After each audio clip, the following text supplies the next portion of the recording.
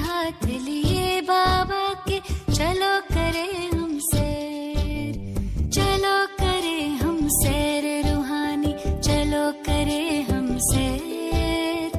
हाथ में हाथ लिए बाबा के, चलो करे हम सैर।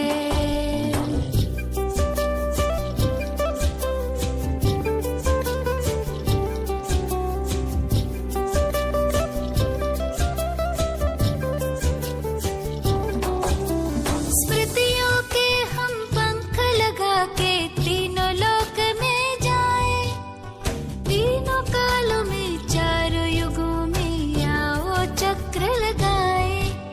स्मृतियों के हम पंख लगा के, तीनों लोक में जाए, तीनों कालों में चारों युगों में आओ चक्र लगाए। पार करेंगे हंसते हंसते, पार करेंगे हंसते हंसते भवसागर को तैर।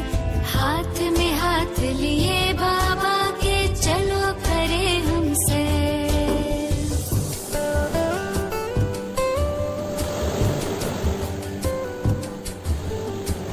सचमुच में इस कथन को प्रैक्टिकल में साकार किया।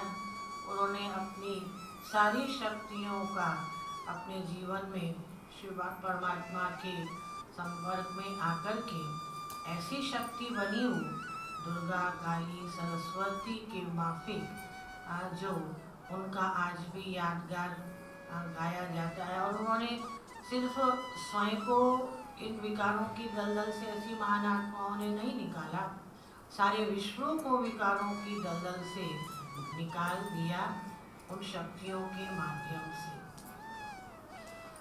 तो दादी का, प्रकाशमणि दादी का लौकिक जन्म हुआ था, एक ज्योतिष, बड़े ज्योतिष के यहाँ हुआ था।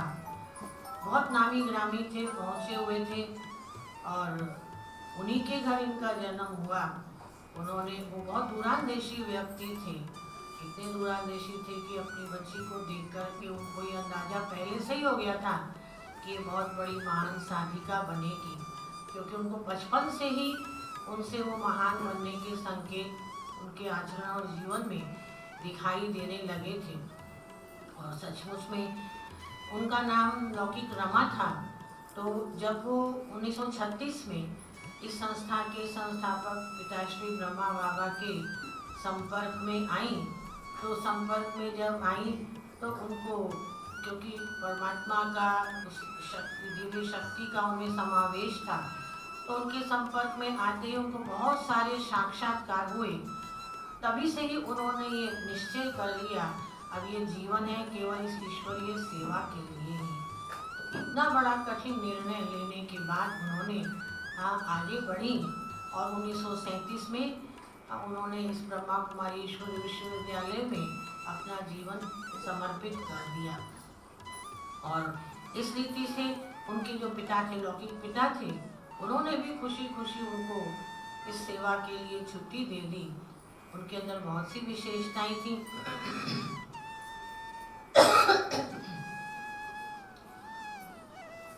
उनका पुरुषार्थ बहुत ऊंचा था, मनोस्थिति ऊंची थी, आत्मिक बल था और उनकी इतनी अच्छी कहें जो अपने लिए पुरुषार्थ को आगे बढ़ाने का जो उनके अंदर उत्कंठा थी, अपने जीवन का जो परिवर्तन था, उसको देखकर पिताश्री ब्रह्मा बाबा ने उनका नाम बदल दिया और उनका नाम रखा प्रकाशमणि।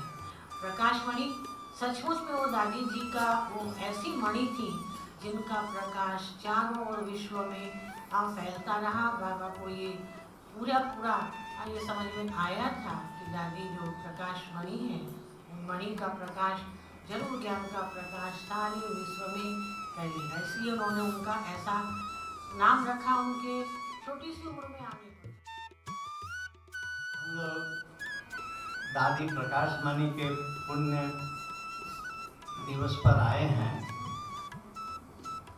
और जो भी हो, मैं निर्मला बहन को तो बहुत बहुत धन्यवाद दूंगा कि आज हम लोग को एक प्लेटफार्म पर लाई और बैठाई और हम लोग जो लोग भी दो चार शब्द बोले उससे ये पता चला कि हम लोगों का काम करने का ढंग एक ही है, लक्ष्य एक ही है। अब क्या है कि हम लोग इंडिविजुअल लेवल में काम कर रहे हैं, अगर हम कलेक्टिवली एफर्ट्स करें तो समाज में बहुत कुछ होगा। और एक चीज़ तो ये है कि हमारी दादी जो प्रकाश मणि जी हैं, सर्टनली अगर अपनी पूरा जीवन इसमें दे दी, और हमारे लेखराज महाराज जी जो थे सबसे बड़ी वो क्रांति लाए, ब्रह्म कुमारी संस्था बना करके जहाँ नारी को अपमानित किया जाता हो, जहाँ पर उनको एकदम पीछे रखा जाता हो, और वो अगर धर्मशास्त्र सुन ले तो उनको सो कार्ड धर्माचारी लोग शीशा गला के उनके कान में डालते थे ताकि वो धर्मशास्त्र न सुन पाए, औरतों को पढ़ने के लिए न भेजा जाए, क्योंकि ज्ञान होगा तो वो भी अपने राइट को जानेगी। तो लेखराज महाराज जी जो आए एक बहुत बड़ा क्रांति लाए, और जिसमें हमारे प्रकाश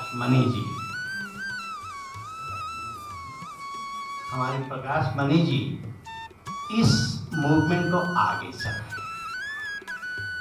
और हमें ज़्यादा तो ब्रह्म कुमारी के बारे में नहीं मालूम है, लेकिन मैं ज़्यादा समय अफ्रीकन कंट्री में दिया हूँ और यूरोपियन कंट्री में भी दिया हूँ।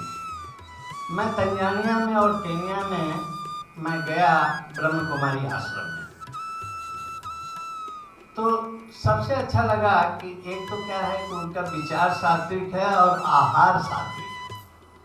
जब आहार और विचार सात्विक होगा तभी लोग धर्म के बारे में